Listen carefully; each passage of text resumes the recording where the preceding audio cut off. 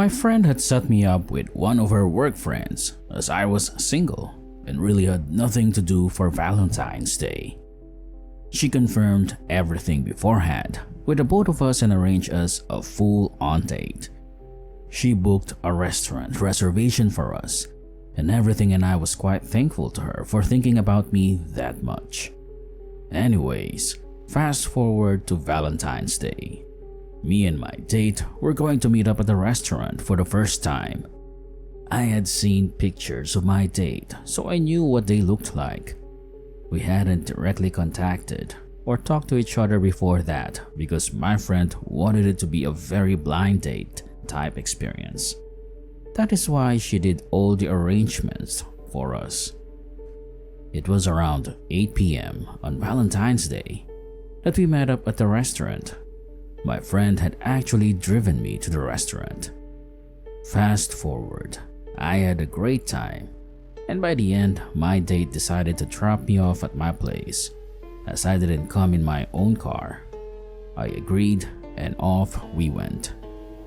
My place at that time was a rental where I was sharing a house with 4 other housemates.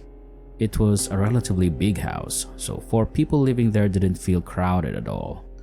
The house was down this dark road, the ones you see in horror movies that are surrounded by nothing but deep, dark forest. Yeah, that was my way to my place. So at night, the road used to get quite scary, even for me. Anyways, as my date was driving, we talked about how nice the night went and we should meet up again for another date. I was excited to hear that and agreed. As we were just chit-chatting while on this scary road, we saw this woman standing at the left side by the forest, just waving her hands erratically at us, as there were no other cars on that road. I don't know how to explain it, but the way she was waving her hand was really erratic, as if she was in direct need of help. I told him to not stop the car as I was kind of creeped out, especially at such a scary dark road. It could have been a trap for all I know.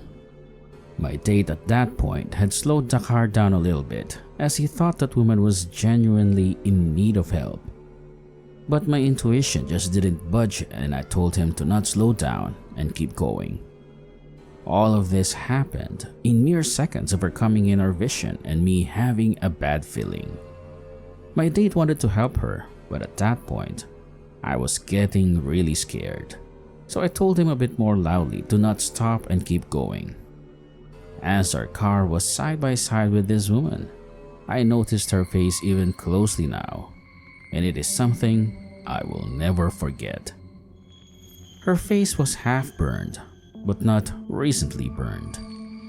You know how the burnt skin looks after some time as it starts peeling off? I don't know how else to explain it, but she didn't look human. Her waving looked very human, but her face didn't.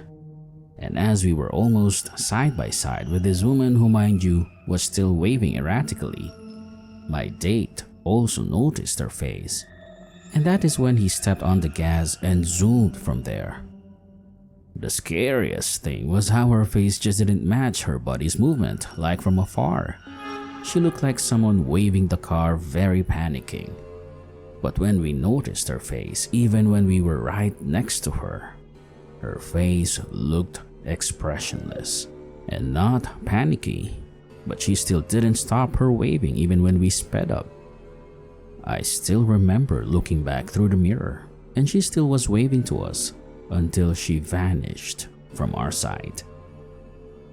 You know when you have a bad feeling about something in your gut, you should listen to it. That night, my date dropped me off and very rightfully so was creeped out, and I asked him to stay at my place if he wanted to, but he insisted that he will take a different route. We did end up going on other dates, but unfortunately it didn't work out. But that night still is ingrained in my memory of how she looked so expressionless and half of her face burned. I think it was something inhumane, and if we would have stopped to help her, who knows what would have happened.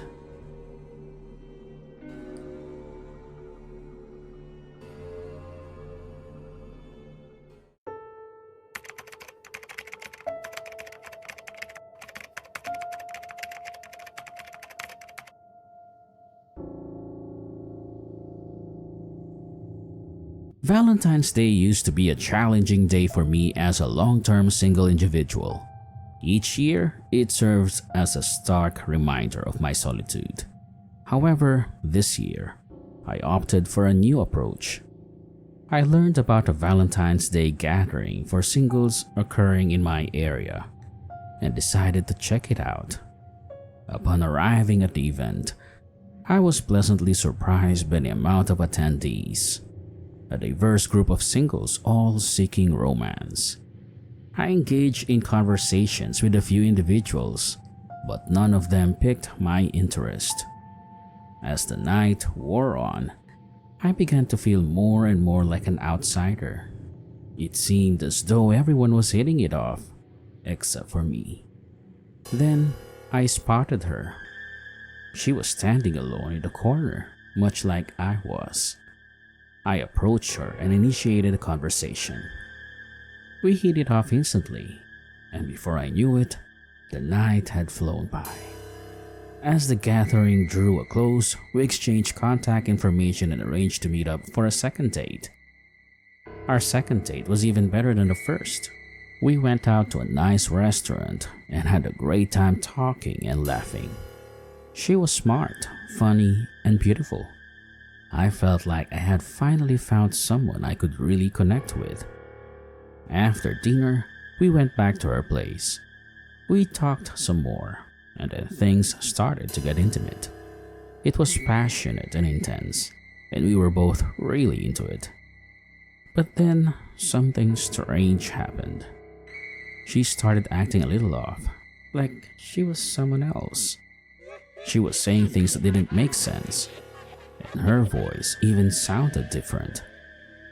I tried to shake it off and continue, but it just got weirder and weirder. Eventually, I realized that this wasn't the woman I had gone out with. It was like she had been possessed by something. I tried to leave, but the door wouldn't open. It was like we were trapped in there together. She kept getting more and more aggressive, and I knew I had to do something. I managed to break a window and climb out. As I ran away, I could hear her screaming behind me. I didn't look back until I was far enough away that I knew she couldn't follow me. When I finally looked back, I saw her standing in the window, staring at me with eyes that weren't her own. I knew then that I had narrowly escaped a truly terrifying Valentine's Day. The following days after my terrifying encounter with my possessed date, I couldn't shake off the feeling of unease that lingered within me. I tried to move on and forget about what happened, but I couldn't help but wonder what had happened to the real woman I had met. Days turned into weeks, and I found myself feeling increasingly paranoid. I started noticing strange occurrences happening around me, things that couldn't be explained logically. Objects moved by themselves, doors would creak open and close on their own, and I would hear whispers and strange noises in the middle of the night. One night, I was lying in bed, trying to fall asleep when I heard a faint tapping at my window. At first, I thought it was just a tree branch, but then it started getting louder and more persistent. I got up and cautiously approached the window, only to be greeted by a chilling sight. There, standing on my front lawn, was my possessed date. Her eyes were pitch black, and she had a twisted smile on her face. I quickly closed the curtains and retreated back to my bed, feeling more terrified than ever before. I couldn't explain what was happening to me, but I knew that I was in grave danger. The next day, I decided to seek help from a spiritual medium. She performed a cleansing ritual on me, and I finally found some relief from the strange occurrences that had been happening around me. She explained that my date had been possessed by a powerful and malevolent spirit that was attracted to my loneliness and vulnerability.